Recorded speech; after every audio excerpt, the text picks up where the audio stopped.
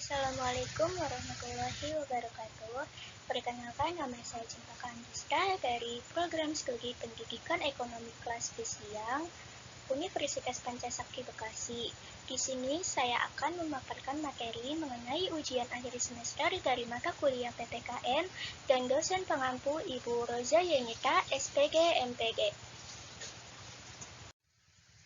Untuk materinya ada penyusunan politik dan strategi nasional dalam mewujudkan masyarakat madani.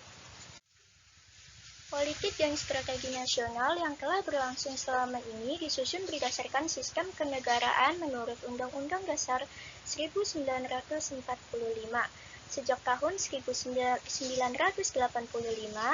telah berkembang pendapat yang menyatakan bahwa jajaran pemerintah dan lembaga-lembaga yang tersebut dalam Undang-Undang Dasar 1945 merupakan superstruktur politik. Lembaga-lembaga tersebut adalah Majelis Permusyawaratan Rakyat atau MPR, Dewan Perwakilan Rakyat atau DPR, Badan Pemeriksa Keuangan atau BPK, dan Mahkamah Agung atau MA. Sedangkan badan-badan yang ada dalam masyarakat disebut sebagai infrastruktur politik, yang mencakup ranah politik yang ada dalam masyarakat seperti partai politik, organisasi kemasyarakatan, media massa, kelompok kepentingan, dan kelompok penekan. Superstruktur dan infrastruktur politik harus dapat bekerja sama dan memiliki kekuatan yang seimbang. Penyusunan politik dan strategi nasional di tingkat suprastruktur politik diatur oleh Presiden.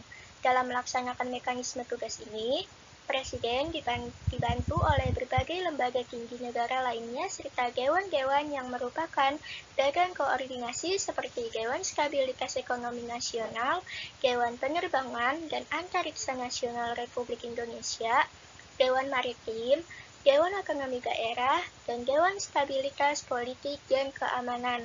Sedangkan proses penyusunan politik dan strategi nasional di tingkat superstruktur politik dilakukan setelah Presiden menerima GBHN. Selanjutnya, Presiden menyusun program kabinet dan memilih menteri-menteri yang akan melaksanakan program-program tersebut. Program kabinet dapat dipandang sebagai dokumen resmi yang memuat politik nasional yang digariskan oleh Presiden. Strategi nasional dilaksanakan oleh para menteri dan pimpinan lembaga pemerintah non-departemen berdasarkan petunjuk Presiden. Yang dilaksanakan oleh Presiden sesungguhnya merupakan politik dan strategi nasional yang bersifat pelaksanaan. Di dalamnya sudah tercantum program-program yang lebih konkret yang disebut sasaran nasional. Proses politik dan strategi nasional pada infrastruktur politik merupakan sasaran yang akan dicapai oleh rakyat Indonesia. Sesuai dengan kebijakan politik nasional, penyelenggara negara harus mengambil langkah-langkah pembinaan terhadap semua lapisan masyarakat dengan mencantumkan sasaran sektoralnya. Melalui peranata-peranata politik, masyarakat ikut berpartisipasi dalam kehidupan politik nasional. Dalam era reformasi saat-saat ini, masyarakat memiliki peran yang sangat besar dalam mengontrol jalannya politik dan strategi nasional yang ditetapkan oleh MPR maupun yang dilaksanakan oleh Presiden. Pandangan masyarakat terhadap kehidupan politik, ekonomi, sosial budaya, maupun bidang hankam akan selalu berkembang karena yang A. Semakin tingginya kesadaran bermasyarakat, berbangsa, dan bernegara. Yang B. Semakin terbuka akal dan pikiran untuk memperjuangkan haknya. Yang C. Semakin meningkat kemampuan untuk menentukan pilihan dalam pemenuhan kebutuhan hidup.